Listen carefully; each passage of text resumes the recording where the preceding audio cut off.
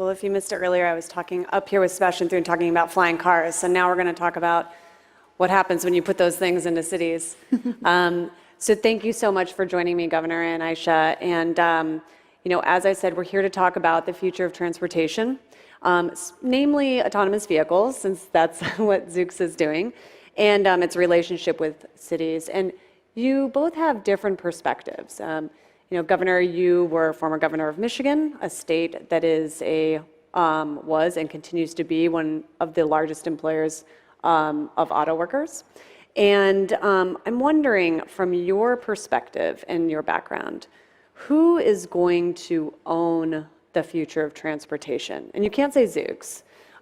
It's not about naming companies. I'm wondering, regionally, cities, like who is going to own this space? Yeah, well, I do know, and you know this too, because you report from there, is that the OEMs in the auto industry are thinking about this really hard because there's, 260 million cars on the road right now, but anticipating autonomous vehicles means that there's going to be a lot fewer cars, maybe 45 million cars. And what does that do for those who manufacture cars, right?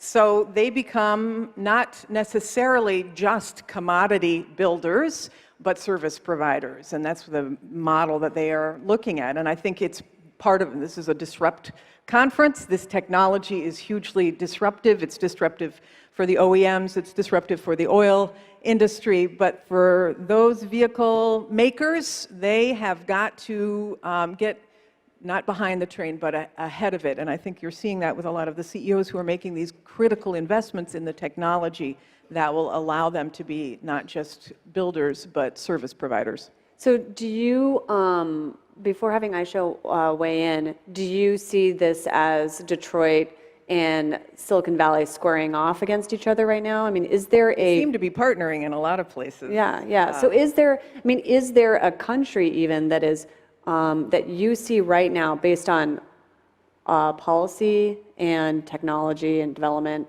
and how much investment they're putting into it, kind of potentially able to own this sort of future of transportation, or is it up for grabs? Yeah, I mean, let me just say, first of all, I know that Michigan wants to own this, and I know that Silicon Valley wants to own this, and so a good bit of healthy competition is happening, but really the places where this is going to go fastest and furthest are places where you've got people like me who are policymakers who are not freaked out about the technology, who are not afraid to experiment, who are not afraid to adopt policies that allow for the technology to be on the streets. And so you'll see, and places where the leaders understand the safety ramifications, meaning that if 38,000 people die every year in car accidents, and it will be so much better, that the cost of getting people to work will be so much cheaper, that it will create a space that makes those communities so much more attractive to the kind of technology workers and workers in general that people want to attract. Those kind of leaders are the places where you will see much more rapid adoption, and then the rest will flow. Aicha, do you agree? I mean, or are we overlooking a country or another region that is actually, pushing this ahead faster than Silicon Valley and Detroit? Well, I mean, something's going on in China, yeah. That's for sure. So, look, I think that Silicon Valley and Detroit, first of all, I don't think it's a competition. I think it's a partnership. There is going to be a vehicle moving people around, whether it's from micromobility all the way to public transportation. So I think it's a partnership. There's definitely a lot going on in China, no questions about it. But transportation is also very local. So the way you have transportation in the US versus in Europe versus in China versus in India and other places of the world, the needs you're trying to serve can all be different. So I think it's all partnership, essentially. Can I just to build on this issue about China? This is why I think the leadership in this country, whether it's at the local, hyper-local level or at the federal level, is so critical because there's massive investments happening in China to make this technology more ubiquitous. Whereas here, it's all being left at the moment to the private sector, with some states allowing experimentation, but not the funding that you are seeing in other countries. And so, that's our question as a nation. Do we want to lead, or do we want to allow other countries to lead and us just follow? So does it, is it going to come down to more government investment? I mean, what's Zoox's point of view on that? I mean, do you think that right now, as Governor was saying, it's like a lot of private companies, does the government have a role in really pushing this forward? Well, there are several forms of investment. Investment is not necessarily cash. Right. In terms of regulatory policy, in terms of permitting, in terms of infrastructure, cities are going to be, I think there is this view that the way the cities are now, people are driving in them, and now all of a sudden you're going to have self-driving cars and everything's going to be the same. We don't look at mobility as a service through autonomy the same way. We think cities are going to be different. I mean, today, 1/3 of the time is spent looking for parking. So that's a congestion element. Obviously, if you have less vehicles, you're not going to have that problem. So then what happens? Also, there's a lot of these assets today, passenger cars, they are only active 4% of the time, which means 96% of the time they are parked somewhere and depreciating. Somewhere is a physical location. Those are buildings. What happens to those buildings? Today, when you're planning a city, you're looking at parking lanes. And by the way, the local authorities or the local agencies make money off of that. So how is the money flow and the money distribution going to change? How do you integrate public transportation, meaning the last mile, and all of the shuttles that are going around? So I think that that entire transformation in terms of what cities look like is going to change. And when you walk backwards, governments and local authorities and agencies will have to make adjustments. And that's what I call their part of the investment. Okay. So we have like 17 minutes to solve all of those problems. All right, let's go. All right. Maybe we should have a hackathon for that. So the one thing I've noticed a lot in my reporting on autonomous vehicles is there is a tendency to sort of look at things with this like utopian lens where all the parking lots are going to turn into parks, and you know, the vision zero, you know, there won't be any more car crashes anymore, fatalities. But here's the thing, people in cities, as you were talking about, you know, who live in cities also are working in cities. And so these people will either be part of building this future of transportation or they will be displaced by it. And I'm wondering, Governor, for you first, I mean, what do you say to those workers who are potentially going to be displaced? And I think right now it's particularly interesting because we're at, what, day 16 of the United Auto Workers strike. Yeah, no, this is a super important question. So there are 5 million people in the country that make their living driving, right, who are freaked out about the notion of this. And not to mention the people in the insurance industry the auto insurance industry that might be freaked out about it, or the people in the auto finance industry, the people in the shops that actually do repairs, or the dealerships. I mean, there's a whole ecosystem of people that could be disrupted by it. But here's what I like to say to people. I mean, if you're bullish on the technology, then look at, there was a professor named James Besson who did a study of all of 317 professions where technology had been introduced. And to find out, had the technology displaced people or had the technology actually increased employment? And of the 317 professions, there was only one profession that actually went away as a result of technology. All of the rest had employment increase, because you can't imagine what the ecosystem will create when you have this new technology. The one profession that went away was elevator operator. But the rest of these places, even like ATMs, the basic example, the ATM employment increased for tellers as a result of the investment in ATMs. So you just don't know what is going to happen in the ecosystem, but you can imagine that there is all sorts of really interesting applications for autonomous vehicles.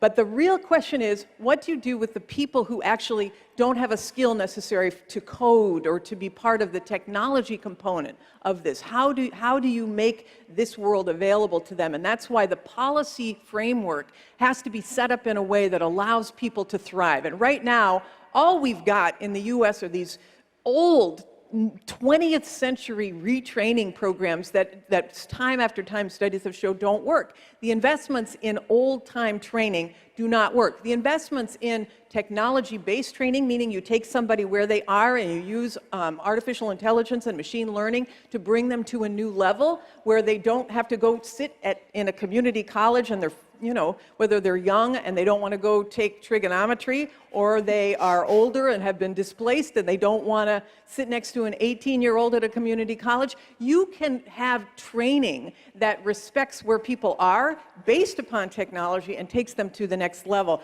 We just haven't thought about the policy ramifications of investing in that as a nation, and that to me has to be done in tandem with displacing kinds of technology. And plus, we also have to be reminded that technology is a tool and can be used to enhance skills. We are all cyborgs already, as Elon Musk says, because we all have cell phones. So this is a tool as well. It doesn't have to replace, it can enhance skill.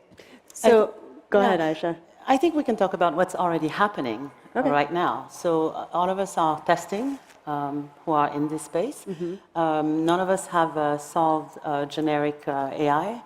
We're also finding out that human beings are rather underrated, and we have methodologies for that. So for example, I think Jesse talked earlier about teleoperation, which is a new job. It's literally a new class of job where the vehicle encounters a situation where it doesn't know what to do, and it autonomously says back to the teleop center, hey, there's a construction zone that I don't know how to deal with, or I'm going to have to break a rule temporarily.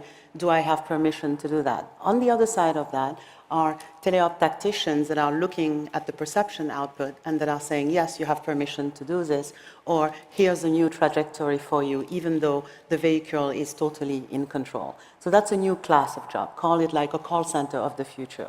Second of all, these vehicles don't have a mind of their own.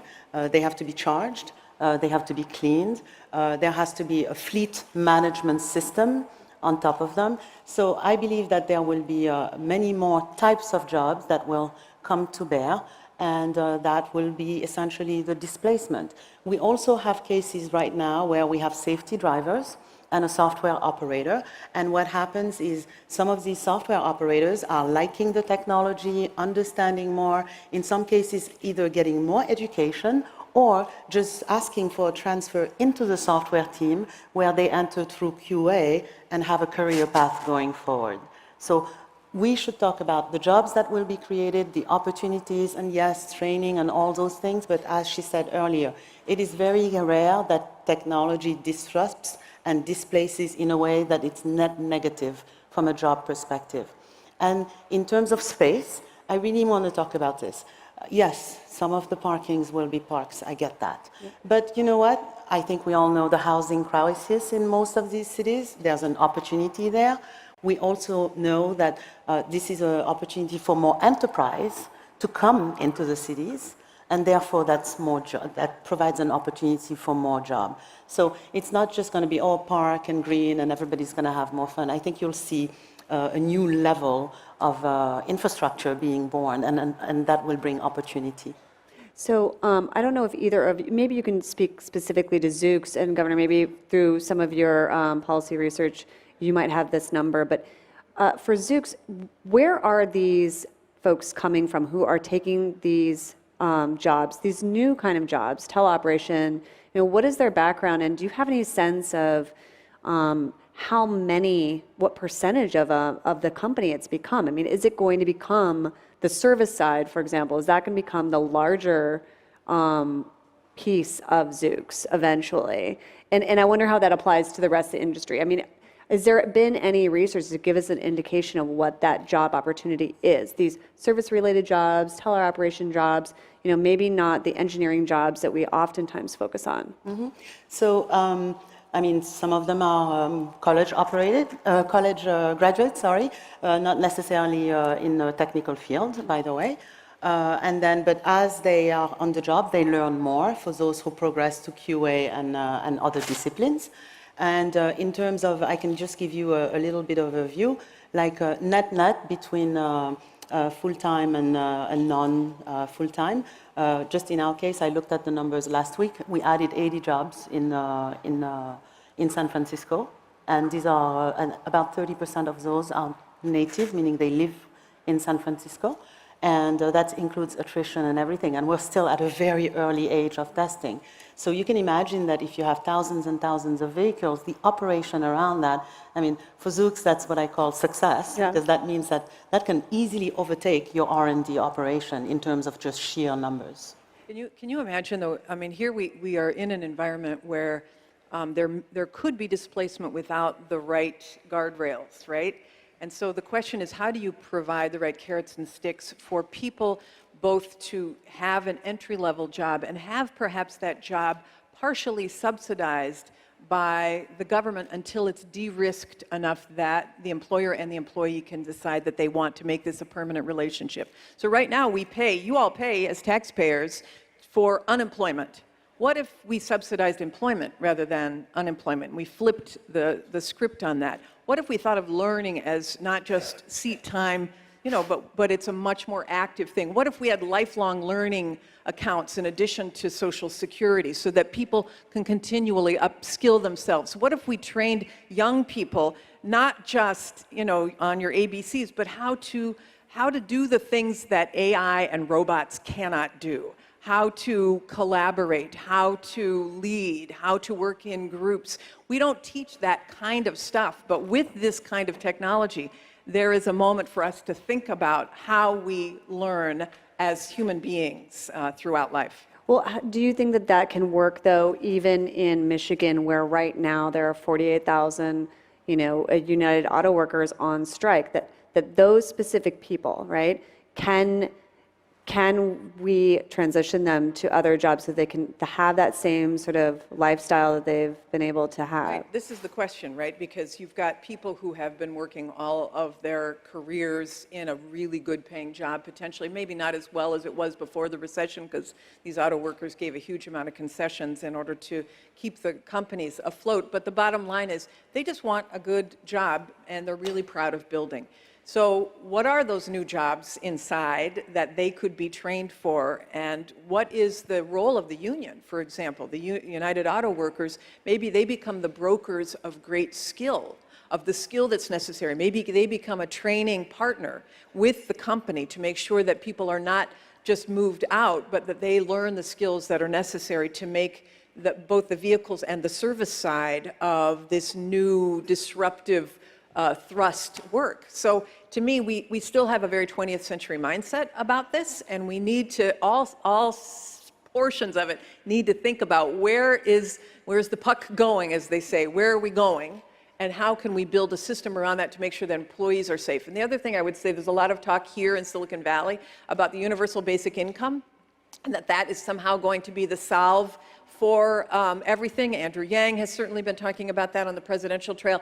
You know, whether it's a universal basic income or whether we think about, you know, data as a supply to the platforms and get compensated for data, which a lot of people are talking about, some way we've got to make sure that inequality is not exacerbated by the technology. And that, again, requires some policy guardrails to make sure that we all move forward together.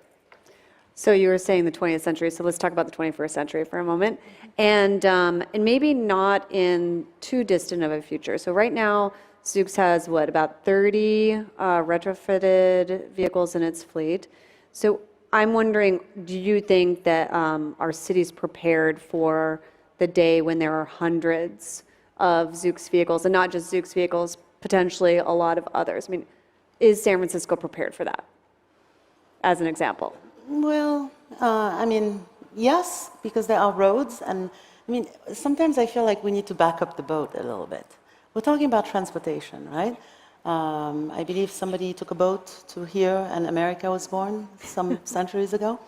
That was transportation back then. From there, we went to sort of commercial things like the Titanic, and then from there, we went to trains and horses, and all that's happening here is that we went from horse and carriage to a human person driving a car, and now AI is going to drive. Nothing else is changing besides that. And with that will come opportunity, the same way as less people had the opportunity to go into horses and carriage and own one, and with the passenger car, the opportunity arose for more people. So there are roads today that people are driving on, and therefore the city is prepared. However, there will have to be an evolution on the infrastructure, maybe less gas stations, more charging stations, for example, pick up and drop off, the partnership that I talked about earlier in terms of some of the things that are going to change around parking and parks and jobs and so on.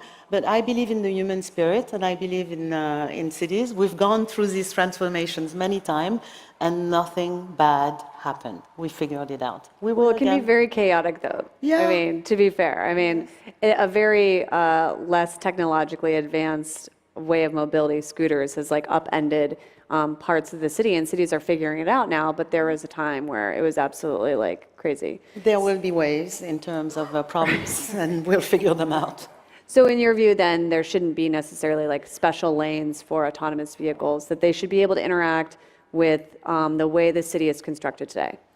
Our view at Zoox is that if we require the city or the transportation systems to do differently for our vehicles to operate and for our service to be launched, then we failed. One has to first integrate the existing infrastructure. Now, I do believe that over time, maybe it'll take decades. I mean, this is a more effective and efficient way to transport people. And it's also on demand and as needed. We may see probably in the next, maybe, I don't know, couple of decades, some parts of some cities where it will be autonomous only, but it will be because we earned it, not because we needed it to operate. So do you think on terms of, Governor, on what's the balance between free market and the policymakers jumping in here? So for example, right now, let's say we were to deploy thousands of autonomous vehicles, should there be rules in place or policies in place that encourage or through incentives or regulate companies like Zoox and Waymo and Cruise or any of the other ones that pop up to make sure that they're going to underserved areas, for example? Yeah, no, to me, your thought about this, about not pushing for changes, about operating in the existing environment is super smart, right? That's what you guys are doing. On my side, I would say the smart leadership would, in the cities, on the city side, would be to make sure that we have, we rethink the curb, and that we rethink the parking structure, and that we repurpose we incentivize the repurposing of people's garages, which they won't need anymore, and they can construct alternate, accessory dwelling units, and, all of that. I think we need to think about the policy related to that, and I think this is true for the vehicle. I think it's true for the human side of it as well, in terms of making sure that people are able to be brought about quickly. Now I forgot the premise of your question. Did I answer it? But Wait, you started to go down a path. Well, and Aicha, maybe you want to jump in here, talking about underserved and also talking about Underserved. Yes, underserved communities, but also, just because we're about to run out of time, also I would like you to address peoples with disabilities, because one thing that I've heard a ton of every single autonomous vehicle company talk about, or people related to autonomous vehicles talk about, is this ability for these vehicles to serve people who are missing out, who don't have license, people who are wheelchair bound, for example. And I'm wondering what Zoox's plan is for that, but also your view on, should free market be pushing, allow this to just happen, or is there a role for policy to encourage through incentives or through regulations to serve these markets? Oh, it's a lot in 20 seconds. Yes. So No, it's okay. Go ahead. Finish yin up. and yang. I truly believe that you deliver value, the cities and the authorities will adjust, and it will just keep going like that. In terms of underserved communities, I think there were two questions in there. Right. Our vehicles are not going to care what neighborhoods they are going into. And so as long as it's physically possible to get somewhere, we will broaden the possibility of movement, and therefore that will bring access. In terms of people who do not have a driver's license, Well, teenagers, this will be because by choice, but for people who can't, it may not be our first order of thinking, but we're definitely thinking of all classes and all types of people who can't drive and why they can't and what do we need to do to serve them. But first order of business is to launch in a city within the infrastructure with the demand that exists already and then go from there. Right, and today you actually announced that you're going to be going into Las Vegas, so that's your secondary market. So I guess in closing, Governor, do you think that the road is a mix of policy and Technology? Yes. Okay. Absolutely, and I do think the policy will address the underserved community, but I also think that the technology is so disruptive that it will bring down the cost of transportation so much that you will see employers, for example, giving subscriptions to their employees who may come from underserved communities to be able to get to work through the service component of things. If they have to pay 5 cents a mile, it's almost free, as opposed to 65 cents a mile, which is what we pay right now. The technology itself is so disruptive that it'll be interesting to see how much policy intervention you actually even need. I agree. Great. Well, we could keep talking, but we have to go because Jordan's staring at me over there. Thank you so much. Thank you. Thank you.